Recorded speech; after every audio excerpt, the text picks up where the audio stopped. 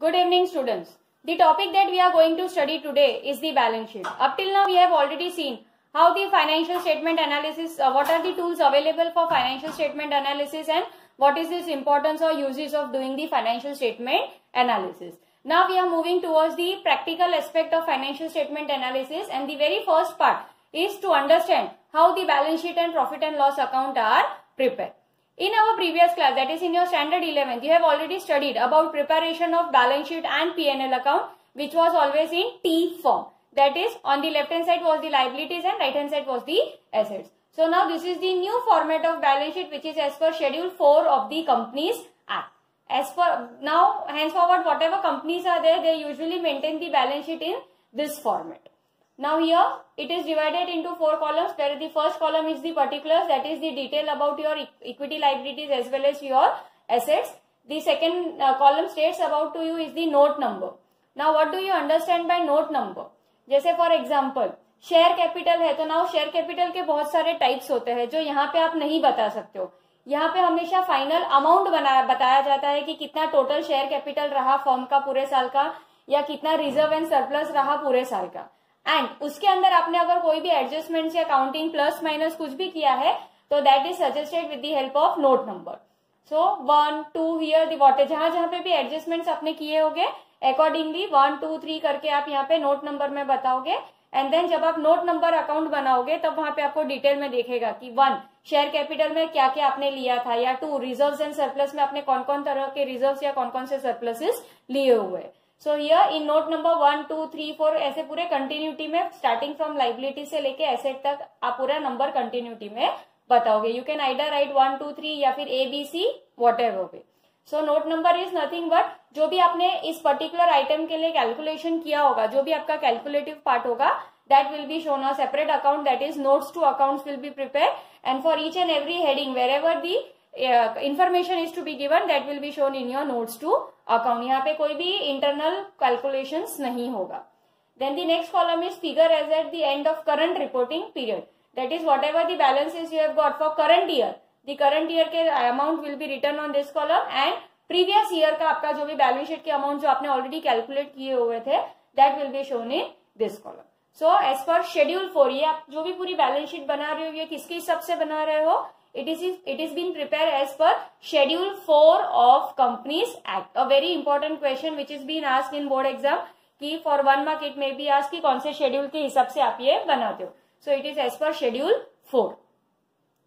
Now talking about the balance sheet, सबसे पहले आपका जो बैलेंस शीट है ये 2 पार्ट में डिवाइडेड है. Your first part is equities and liabilities, and your second part is your assets. तो आप कभी भी बैलेंस शीट आगे बनाओगे या कंपनीज की बैलेंस शीट्स अगर आप देखोगे, they are always prepare in this format. Now equities and liabilities and assets, अब we have already seen in our previous classes that आपका accounting equation state was assets is equal to liability. जो भी आपका total assets है that should be equal to your total liabilities plus capital. Now here in spite of using the word capital, equity use हुआ है. Equity का मतलब क्या है? Whatever capital is brought in by the owner or the shareholder of the firm inside the business, that is termed as shareholders equity or shareholders capital. So here ये आपका accounting equation किस तरह से balance होगा? Your assets should be equal to your equities and liabilities. So सबसे पहली चीज equities and liabilities and asset, ये जो है ये होगा आपका major head. Major heading के अंदर में आपकी आएगी equities and liabilities. अब सबसे पहले हम इक्विटीज एंड लाइबिलिटीज के बारे में देखते हैं कि इसके अंदर कौन कौन सी चीजें आएगी. So under equities and liabilities there are 4 main heads. ठीक है, which are the 4 main heads? Share holders fund is your first head, share application pending allotment is your second heading, non current liabilities is your third heading, and fourth is your current liabilities. So your equities and liabilities are having how many headings? They are having total 4 main heads. अब internal ये हर एक head के अंदर की जो आते हैं, जैसे ये ABC दिया है, share holder fund is your main heading, this is your major heading, main heading, और इसके अंदर ये जो दिया होगा that will be considered as your sub heading और सब. Now talking about first share holders fund. Now what do you understand by share holders fund? That is the amount which has been invested by the share holder to the firm, and in return whatever they are going to get अभी share holder जब भी पैसा डालता है firm में, वो क्या expect करता है? They are expecting dividend from the firm. So your share holder fund will consist of two main item, that is your share capital and reserves and surplus. जब आप इन दोनों को प्लस करते हो आपको टोटल पता चलता है कि शेयर होल्डर्स फंड कितनी है. Now the very first is the share capital. अब तक हम कैपिटल वर्ड यूज करते थे हमारे प्रीवियस क्लास में 11th में कि टोटल कैपिटल जितना भी इन्वेस्ट हुआ है बिजनेस में 10 लाख 15 लाख जो भी होगा आप कैपिटल के तौर पे वहां लिख देते थे. But now here you will never write capital. Here the word that will be used will be always share capital. So share capital is nothing but the shares which are being issued in the market. Firm issue के through जो भी capital raise हुआ है, ठीक है, by issuing the shares of the company, whatever capital has been raised that will be counted under share capital. अभी आपका जो share capital है वो 3 main capitals में divided है. एक होता है आपका authorized capital, दूसरा होता है आपका issued capital and तीसरा होता है आपका subscribed कैपिटल. ठीक है. Now what do you understand by this 3 kinds of capital? Authorise capital का मतलब आपके जब कंपनी फॉर्म होती है, जब भी कंपनी इश्यू करना चाहती है shares, they have to prepare memorandum of association. तो मेमोरेंडम ऑफ एसोसिएशन जो डॉक्यूमेंट है फर्म की, उसमें जो फर्म की मैक्सिमम लिमिट है, जो परमिशन मिली हुई है उसको, कितना अमाउंट तक का शेयर वो मार्केट में इश्यू कर सकता है, the maximum permission that the firm has got to bring the capital or to get the capital from the public is termed as authorized capital. That is authorized as the word itself suggests, कितने की maximum permission firm को मिली हुई है shares issue करने के लिए. So that is termed as your authorized capital. Second आता है आपका issued capital. Issued capital मतलब क्या है? अब कंपनी को सपोज 50 करोड़ की शेयर्स ये इश्यू करने का परमिशन मिला हुआ है. कंपनी कभी भी एक साथ 50 करोड़ नहीं मांगेगी. कंपनी क्या करेगी? पहले हो सकता है 10 करोड़ की जरूरत हो तो कंपनी इनिशियली सिर्फ 10 करोड़ के शेयर्स ही इश्यू करेगी. तो इश्यूड कैपिटल मतलब क्या है? It is the part of authorise capital which is actually issued before the public, that is termed as issued capital. जैसे फॉर एग्जाम्पल 50 करोड़ आपका ऑथोराइज कैपिटल हो गया, जो मैक्सिमम परमिशन मिली हुई है life time of the company तक. आगे चलकर अगर वो मेमोरेंडम ऑफ एसोसिएशन में चेंज करवाना चाहे, परमिशन लिमिट इंक्रीज करवाना चाहे, तो as per the rules and regulations या formalities of companies act it can be so done. But right now it will be assume कि पूरे लाइफ टाइम जो भी कंपनी का लाइफ रहेगा उतने तक वो ज्यादा से ज्यादा कितने शेयर्स इश्यू कर सकते हैं? तो सिर्फ 50 crore shares can be issued by the firm. So that will be termed as your authorise capital. Now issued capital के अब 50 करोड़ में से कंपनी पूरे शेयर्स इश्यू नहीं कर रही है, अभी सिर्फ 10 करोड़ के शेयर्स इश्यू कर रही है. जो भी फेस वैल्यू है, सपोज फेस वैल्यू 10 रुपीज है, तो 50 करोड़ शेयर कर रही है, मतलब वो कितना हो जाएगा? 50 करोड़ इंटू 10, तो आपका ऑथोराइज कैपिटल कितना हो जाएगा? 500 crore. That will be your authorise capital. Issue capital का मतलब क्या है? पूरे 50 करोड़ के शेयर्स अब आप पब्लिक के सामने इश्यू नहीं करोगे, से आप उसमें से सिर्फ 10 करोड़ के शेयर्स इश्यू कर रहे हो, सो 10 crore will become your issued capital. अब जरूरी नहीं है कि 10 के 10 करोड़ पूरे पब्लिक इश्यू कर, पब्लिक सब्सक्राइब कर ही ले. हो सकता है कि आपने इश्यू पूरा किया हो लेकिन पूरा सब्सक्रिप्शन नहीं किया होगा. यानी सब्सक्रिप्शन का मतलब क्या है कि जितने शेयर्स मार्केट में फ्लोट किए गए हैं वो सारे के सारे शेयर्स पब्लिक नहीं खरीद रही है, उसमें से कुछ ही हिस्सा पब्लिक ने सब्सक्राइब किया है. सो सब्सक्राइब कैपिटल का मतलब क्या है? It is the part of issued capital which is actually subscribed by the public और the investors. So this way your share capital is divided into 3 main part, that is authorized capital, your issued capital and your subscribed capital. इसके अलावा होता है आपका called up capital and unpaid या uncalled capital. अब इसका मतलब क्या है? Usually जब भी कोई भी company whenever they are issuing shares in the market, अब पब्लिक के पास उसको पैसा मंगवाना है तो वो इंस्टॉलमेंट में पैसा मंगवाएगी. पहला instalment it is termed as application, second installment is termed as allotment and third installment is termed as call. It can be first call, second call, final call. ठीक है. सबसे पहला स्टेज जो है एप्लीकेशन का, इसका मतलब क्या है? जब भी कंपनी शेयर्स इश्यू करती है मार्केट में and which public wants to subscribe to the shares of the company, they will have to fill up the application form. और वो एप्लीकेशन फॉर्म के साथ कितना मनी उनको पे करना है, that application money is been decided in the application form.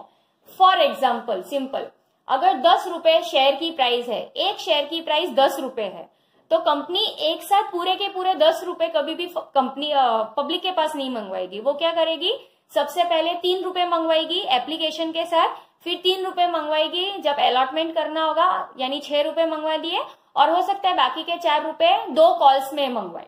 ठीक है, तो ये किस तरह से होगा, तो whenever any application form is paid, application money हमने 3 रुपए डिसाइड की, तो वो पब्लिक जिसने जितना भी नंबर ऑफ शेयर्स उसने सब्सक्राइब किया है वो 3 रुपीज के हिसाब से एप्लीकेशन फॉर्म के साथ भेज देगा। So that will be first instalment, पहले 3 रुपए पे होगा। एक बार एप्लीकेशन मनी आ जाती है, then the allotment is to be done. Allotment का मतलब क्या है, कंपनी को एप्लीकेशन फॉर्म्स रिसीव हुए हैं, नाउ जितने भी शेयर्स उस पब्लिक ने मांगे हैं वो उनको अलॉट करना पड़ेगा। तो वो कितने शेयर्स, तो पहला स्टेज, पहला इंस्टॉलमेंट तो आ गया। अब सेकेंड इंस्टॉलमेंट में क्या बोलेंगे कि हम आपको शेयर्स अलॉट करने वाले हैं, तो रिमेनिंग 3 रुपीज हमें दे दीजिए। So that will be termed as the second instalment, that is allotment. अब बचे 6 रुपए कंपनी के पास आ गए हैं, पहला एप्लीकेशन के साथ 3 रुपए आए, फिर अलॉटमेंट के टाइम पे 3 रुपए आए, यानी 6 रुपए आ गए। अब कंपनी का टोटल फेस वैल्यू कितना है, 10 rupees is the face value. तो 10 रुपए में से 6 रुपए उस पर्टिकुलर इन्वेस्टर के पास से मिल गए हैं या पर्टिकुलर शेयर होल्डर के पास से मिल गए हैं, तो बाकी 4 रुपए बचे। हो सकता है कि कंपनी बोले कि पूरे 4 रुपए एक साथ मंगवा ले, अगर एक साथ मंगवा लेती है तो it will be termed as first and final call. और अगर कंपनी 4 रुपए एक साथ नहीं मंगवा के पहले 2 रुपए मंगवाए और बाद में बाकी के 2 रुपए मंगवाए, तो पहले 2 रुपए मंगवाता है तो वो क्या कहलाएगा, फर्स्ट कॉल। सिमिलरली दूसरी बार मंगवा रहे हैं तो उसको क्या कहलाएगा, सेकेंड कॉल। तो ये सारी चीजें होती है आपकी शेयर कैपिटल में। अब ये सारी चीजें आप यहाँ पे तो नहीं बता सकते हो, तो यहाँ पे आप क्या कर दोगे, नोट नंबर 1, एंड देन नीचे नोट्स टू अकाउंट्स में you will be showing what was the authorised capital, what was the issued capital, what was the subscribe capital, and then whatever final amount is coming, that final amount will be shown under share capital. So that is about your share capital. Now बात चल रही है share capital की, तो आगे आपका एक chapter आने वाला है, दैट इज योर शेयर्स के रिलेटेड। सो ये इन डिटेल में पूरा ये जो मैंने एप्लीकेशन, अलॉटमेंट और ये सारी चीजें बताई है वो आप शेयर्स चैप्टर्स में ऑलरेडी डिटेल में पढ़ने वाले हो। So here I am just giving you a general overview कि शेयर कैपिटल मतलब क्या। Now second is the reserves and surplus. We have already studied in 11th standard that there are 2 types of reserve, एक होता है आपका revenue reserve and एक होता है आपका capital reserve. Now how will you distinguish a reserve whether it is a revenue or whether it is a capital? कोई भी अगर रेवेन्यू आपको अर्न करते हो, जो आपके डे टू डे रूटीन जो आपका बिजनेस है उससे अगर आपको कोई इनकम या रेवेन्यू जनरेट होती है, तो that is termed as revenue reserve. Just a minute, sorry for the interruption. So second होता है आपका reserves and surplus, that is अगर कोई भी रेवेन्यू आप अर्न करते हो फ्रॉम दी डेली रूटीन जो आपका बिजनेस है, ट्रेडिंग में से आप कोई भी रेवेन्यू अर्न करते हो, that is termed as revenue reserve. And if you are earning any revenue which is out of the business, जैसे अगर आपने कोई आपकी बिल्डिंग या मशीनरी सेल कर दी, you are not into the business of selling of building और machinery, लेकिन उसके थ्रू आपको जो भी रेवेन्यू अर्न किया है which will be benefiting you for number of years, so that will be termed as your capital reserve. So अब कोई भी जितना भी कंपनी रिजर्व होती है, always all part of reserve is not distributed to the share holders. अब जैसे हमने बैंक से अगर लोन लिया है तो हमें बैंक को इंटरेस्ट पे करना पड़ता है, सिमिलरली जो पैसा हमने शेयर होल्डर से लिया है उसके बदले में we will have to pay dividend to the share holder.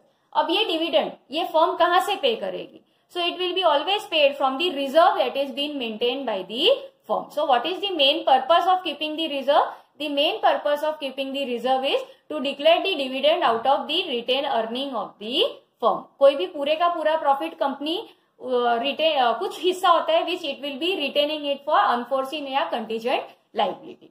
So that is your reserves and surplus. Now many types of reserves are created. Mainly it is divided into 2. That is your general reserve and your specific reserve. General reserve मतलब reserve which can be used for any of the purpose. ठीक है, जैसे कभी कोई भी purpose के लिए आप कोई रिजर्व यूज करते हो, that will be termed as general reserve. Whereas specific reserve मतलब whenever any reserve is utilise for some specific purpose. ठीक है, जैसे for example workman compensation reserve. Workman compensation reserve का मतलब क्या है कि अगर सपोज काम करते करते किसी मजदूर को, वर्कर को किसी तरह का एक्सीडेंट हो जाए तो कंपनी को उसको कंपेंसेट करना पड़ेगा। तो ये कंपेंसेशन कंपनी कहां से पे करेगी, उसके लिए कंपनी ने एक रिजर्व मेंटेन किया है वर्कमैन कंपेंसेशन रिजर्व करके, so that amount will be utilized from that particular purpose. वो पैसा और किसी काम के लिए यूज नहीं होगा, hence it is termed as your specific reserve. So various kinds of reserves are created by the firm, जैसे कि डिबेंचर रिडेम्पशन रिजर्व होता है. डिबेंचर रिडेम्पशन रिजर्व मतलब whenever the debentures are to be redeemed after the expiry period of the debentures, it will be utilized from the DRR account, that is your debenture redemption reserve. ये reserve में से कोई भी debentures के amount को redeem किया जाता है. सो डिबेंचर रिडेम्पशन रिजर्व होता है, इन्वेस्टमेंट फ्लक्चुएशन रिजर्व होता है, वर्कमैन कंपेंसेशन रिजर्व होता है. This are the various kinds of reserve which are maintain by the company. Then the third, that is coming under your shareholders fund, money received against share warrant. Usually CBSE board pattern के हिसाब से आपका ये जो money received against share warrant है, इसके ऊपर कभी क्वेश्चन नहीं आता है, but still to enhance your knowledge, money received against share warrant मतलब क्या है? शेयर वारंट मतलब क्या है? जैसे आपका share warrant is nothing but it is the right of ownership की you are the owner of the share. जो भी शेयर आपके पास में है आप उसके ओनर हो. तो when you are selling this share to some other people और उसके थ्रू आपको जो भी मनी रिसीव होता है, that is termed as money received against share warrant. So when you talk about shareholders fund, this is your main heading, and shareholders fund के under में सब हेडिंग्स कौन से होते हैं? तो share capital, reserves and surplus and money received against share warrant. और reserves and surplus में दो और इंपॉर्टेंट चीज आती है, that is your statement of profit and loss. अगर डेबिट बैलेंस होगा that means it will be a loss, और अगर क्रेडिट बैलेंस होगा मतलब it will be a profit. Now this was your first main heading. Now your second main heading is share application money pending allotment. Again in your CBSE usually share application money pending allotment के question नहीं आते हैं, but still I am explaining you share application money pending allotment मतलब क्या. जैसे मैंने यहाँ पे आपको बताया था सब्सक्राइब कैपिटल में कि आपको जो भी पैसा मंगवाना है पब्लिक से, they are divided into 3 stages. पहला स्टेज होता है एप्लीकेशन, सेकेंड होता है अलॉटमेंट. तो अब एप्लीकेशन स्टेज में क्या हुआ? With the application form you have receive the application money. Application money तो रिसीव हो गया है, लेकिन जितने नंबर ऑफ शेयर्स उसको अलॉट करना था वो अब किसी वजह से अलॉट नहीं कर पाए, तो वो एप्लीकेशन मनी स्टिल आपके पास पड़ा हुआ है, पेंडिंग पड़ा हुआ है, अलॉटमेंट अब तक आपने नहीं किया है. So that is termed as share application money pending allotment. That means you have already got the money, but still you have not allotted the required number of shares to the public. Then comes your non-current liability and current liability. This we have already studied in our 11th standard. What do you mean by current and non-current? If any liability which can be paid off within a time period of 1 year, ठीक है, 1 साल के अंदर अगर आप कोई भी अपनी लाइबिलिटीज को पे ऑफ कर देते हो, that will be termed as your current liability. जबकि नॉन करंट मतलब विच will be extended more than a year. So here you can see, अगर करंट है यानी शॉर्ट टर्म बोरोइंग्स है तो it will be coming under your current liability, and अगर long term borrowings है तो it will come under your non current liabilities. Similarly long term provisions and short term provisions. अब ये होते क्या है, जैसे बात करते हैं सबसे पहले लॉन्ग टर्म बोरोइंग की. When ever you have borrowed, जैसे अगर आपने कोई भी फाइनेंशियल इंस्टीट्यूशन से या बैंक से लोन लिया है which is for more than period of 1 year, जैसे 5 साल या 6 साल या 10 साल के लिए अगर आपने लिया हुआ है, विच यू हैव टू पे, जब भी उसकी डेट आती है तब आपको पे करना पड़ेगा. So it will be coming under your long term borrowing. Then deferred tax liabilities, मतलब ये भी आपके बोर्ड एग्जाम्स में नहीं आते हैं, but still I am explaining you. Deferred tax liability का मतलब क्या है? Whenever you are making a provision for future payment of tax, ठीक है, जब भी आपको फ्यूचर में टैक्स पे करने के लिए अभी आप प्रोविजन बना के रखते हो, that is termed as deferred tax liability. Then other long term liability, जैसे फॉर एग्जांपल अगर आपका ट्रेड पेएबल्स है. Now what do you understand by trade payables? आपने 11th स्टैंडर्ड में क्रेडिटर्स के बारे में पढ़ा था. क्रेडिटर्स मतलब the people to whom we owe money, ठीक है, यानी फर्म ने कुछ उधारी में लिया हुआ है, जैसे रॉ मटेरियल्स है, जिन्होंने हमें रॉ मटेरियल्स क्रेडिट पे दिया हुआ है और फ्यूचर में कभी भी हमें उनको पेमेंट करना है. So they are termed as our creditors. As पर your revise schedule here word creditors use नहीं होगा. What word will be use here? The word that you are going to use is the trade payables. So trade payables are nothing but the trade purpose के related whatever payments are to be made yet which is yet to be paid, they are termed as trade payables. So here trade payables can be for short period also और it can be for long period also. If it is specified कि ये long period के लिए है, then it will be taken under current liability, and if it is specified that it is for more than a year, then it will be termed under the other long terms liability. Similarly long term provisions मतलब whenever you are making provision for employees benefit, जैसे provident fund है, gratuity fund है, जो जब बंदा वो छोड़ के जाएगा तब उसे मिलने वाला है, सो it is meant for long term purpose, so that will be included under long term provisions. Similarly short term provisions मतलब क्या है, जैसे whenever you are making a provision for tax या प्रपोज डिविडेंड मतलब dividend that you are proposing to give to the share holders, that is termed as propose dividend. Dividend हमेशा हर साल change होता रहता है, तो उस पर्टिकुलर ईयर के लिए it will be taken as short term provision. So ये non current liability will be considered as your main heading. और इसके अंदर कितने सब हेड्स आते हैं, तो total 4 sub heads are there, that is long term borrowing, deferred tax liability, other long term liabilities and long term provision. Similarly your current liability ये क्या हो जाएगा, that will be considered as your main heading. और ये कितने में divided है, तो again they are divided into 4, that is short term borrowing, trade payables, other current liability and short term provisions. Short term borrowings मतलब whenever you are borrowed for same financial institution, bank loan, किसी के पास भी अगर आपने say for 6 months या कुछ समय के लिए 1 year के अंदर के लिए अगर आपने borrow किया है, that will be coming under your short term borrowing. Then trade payables are nothing but the creditors, यानी say within a year अगर आपको ये पेमेंट कर देना होगा तो they will be coming under your current liability. Similarly other current liabilities, जैसे कि अभी आउटस्टैंडिंग सैलरी या कोई भी आउटस्टैंडिंग एक्सपेंसेस है, ठीक है, which have accrued but yet to be paid, so ये किसमें बताया जाएगा, they will be shown under the heading other current liabilities. And last is your short term provision, that is provision for tax, propose dividend, they will be coming under your current liability. So once जहां पे भी require होगा, usually in सब में से share capital के लिए usually note बनते हैं, रिजर्व एंड सरप्लस के लिए बनता है, देन लॉन्ग टर्म बोरोइंग, क्योंकि लॉन्ग टर्म बोरोइंग डिबेंचर्स हो सकते हैं, पब्लिक डिपॉजिट्स हो सकते हैं, ठीक है, तो इसके लिए आपको नोट नंबर बताना पड़ता है कि क्या है. सिमिलरली लॉन्ग टर्म प्रोविजंस में भी हो सकता है 2-3 प्रोविजंस हो आपके, तो जो भी होगा दैट विल बी 1, 2, 3 करके it will be shown under your note number. And then you will do the totalling, that will be totalling of your equities and liabilities. The next is the second part, और ये हमेशा पूरे एक ही इसमें आएगा, 2 sides में नहीं होगा, everything will be shown on the 1 side only. Now your second part is your asset. We already know what do you mean by asset, that is the resources of the firm which is going to help you to generate income for the your business organisation, that is termed as your asset. So assets are divided into 2 main heading. हमारी liability and equities कितने में divided थी, 4 main headings में divided थे. Similarly हमारे assets कितने main headings में divided है, they are divided into 2 main heading, that is non current assets and current assets. Now talking about the first non current asset, again in दोनों के बीच में assets current है या non current है ये कैसा पता चलेगा, it will be again on the basis of time frame. 1 साल से कम के लिए होगा तो it is termed as your current asset, and 1 साल से ज्यादा के लिए होगा तो it will be termed as your non current assets. Now non current assets will be divided into the first subhead will be your fixed asset, that is tangible asset, intangible asset, capital work in progress and intangible asset under development.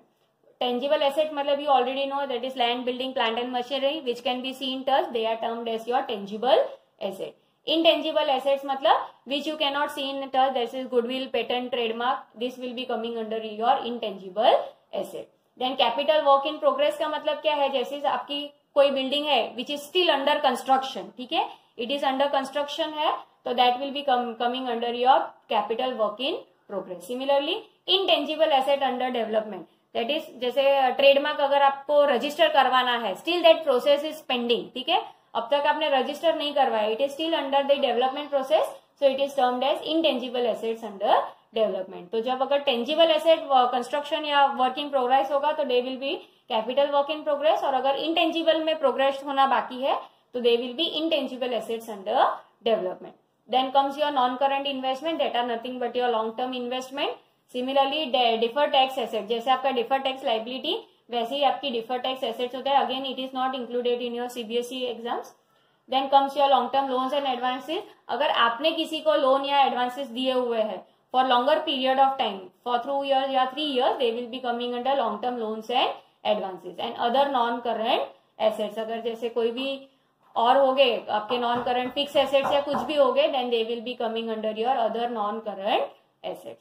Then come your current asset में सबसे पहला आएगा current investment. अब other current, जैसे आप यहाँ देख रहे हो एक नॉन करंट इन्वेस्टमेंट है और यहाँ पे करंट इन्वेस्टमेंट है. अगर आपने शॉर्ट पीरियड ऑफ टाइम के लिए कोई भी इन्वेस्टमेंट किया है within a year, then it will be coming under your current investment. Similarly if you have done investment, shares debentures, किसी और कंपनी के शेयर्स या डिबेंचर्स में इन्वेस्ट किया है, या कोई लैंड में इन्वेस्ट किया है, कहीं पे भी इन्वेस्टमेंट किया हो, यूजुअली आप सिक्योरिटीज में ही कंपनी इन्वेस्ट करती है, तो whenever you are investing for more than period of 1 year, it will be coming under your non-current investment. Second is your inventories. Now, what do you mean by inventories? Previously in 11th standard we have studied about stock, opening stock, current stock, finished stock. तो यहाँ पे as per revised schedule stock word use नहीं होगा. What word will be used? You will be using the word inventories. जैसे loose tools है, spare parts है, screws है, bolts, nuts, ये सब किसमें आएगी? That will be coming under your inventories. Similarly inventories के लिए एक यूजुअली नोट बनता है, क्योंकि ओपनिंग इन्वेंटरीज कितनी थी, क्लोजिंग कितनी थी, वर्क फिनिश या अनफिनिश्ड इन्वेंटरीज कितनी थी, ये सारा कैलकुलेशन आप कहाँ पे बताओगे? That will be shown under your notes to account. Your final amount will be shown. Then trade receivables, जैसे ट्रेड पेबल्स हमारे क्रेडिटर्स थे, creditors were termed as trade payables, तो ट्रेड रिसीवेबल्स क्या हो गए? Debtors. Our sundry debtors will be termed as your trade receivables. यहाँ पे आप debtors word use नहीं करोगे. What will be? It will be trade receivable. That is bills of exchange या bills receivables है, debtors है. They will be coming under your trade receivables. Then comes your cash and cash equivalents. मतलब आपका bank balance, cash balance, ये किसमें आएगा? That will be coming under your cash and cash equivalents, which can be soonly converted into cash. That will be shown under your cash and cash equivalents. Then short term loans and advances, जैसे यहाँ पे long term था आपका, long term loans and advances था, वैसे ही short term कि for very shorter period of time अगर आपने किसी को लोन दिया होगा which can be recovered within a period of 1 year, then it will be shown as the short term. And other current asset, जैसे अगर कोई भी आपकी अक्रूड इनकम है, प्रीपेड एक्सपेंसेस है, तो ये किसमें बताएंगे? They will be shown under the head of other current asset. So again then you will be doing the total and this total should always match. So accounting equation जो हमारी है, इस case में क्या हमारी अकाउंटिंग इक्वेशन होगी? Accounting equation will be asset is equal to liabilities plus equities. So that's all for today. Now tomorrow what I am going to do, मैं आपको 4-5 सम्स भेजने वाली हूँ, जहाँ पे आपको यूजुअली जो आपकी बोर्ड एग्जाम्स है उसमें इसके बेस पे यूजुअली 3 to 4 मार्क्स का क्वेश्चन आते हैं, जहाँ पे आपको पूछा जाएगा कि कोई भी पर्टिकुलर आइटम आपको दिया जाता है एंड दैट पर्टिकुलर आइटम के लिए you will be asked right the headings and the main headings. जो भी मेन हेड और सब हेड्स है वो आपको लिखना पड़ता है. जैसे फॉर एग्जांपल लूज टूल्स है, तो लूज टूल्स क्या होगा? Loose tools will be coming under inventories, तो इन्वेंटरीज क्या हो जाएगा? This will be termed as my sub heads. और इन्वेंटरीज किसके अंडर में आता है? करंट एसेट्स के अंडर में आता है, so this will be termed as my main heading. तो कल मैं आपको एक सम बता के then I will be giving you 3 or 4 sums for solving. पहले आप बैलेंस शीट के ऊपर वर्क करोगे and then we will be looking about the profit and loss, statement of profit and loss. So जैसे हमने PNL account बनाया था, यहाँ पे बहुत सारे चेंजेस है एज पर your schedule 4. So PNL we will have a look after 2 days.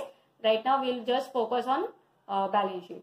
So what will be your work? Your work will be ये जो भी हेडिंग्स एंड सब हेडिंग्स दिए हुए हैं ये सब आपको बहुत अच्छे से याद करने पड़ेंगे, क्योंकि इसके बेस पे अगर आपके जो नेक्स्ट चैप्टर्स होंगे वो पूरे इसी के बेस पे, इसी फॉर्मेट में होंगे, तो वो फॉर्मेट थोड़ा बहुत आपको याद रहेगा, तो आपको ढूंढना नहीं पड़ेगा. ठीक है. So that's all for today. Tomorrow I will explain you one question how it is to be solve, जो 3 या 4 मार्क्स के लिए यूजुअली आता है और इवन 1 or 2 मार्क्स के लिए भी आता है, यानी शॉर्ट एक सम तो आता ही आता है इसमें से. So tomorrow I will be explaining you how the headings and main headings और sub headings are to be done. Thank you.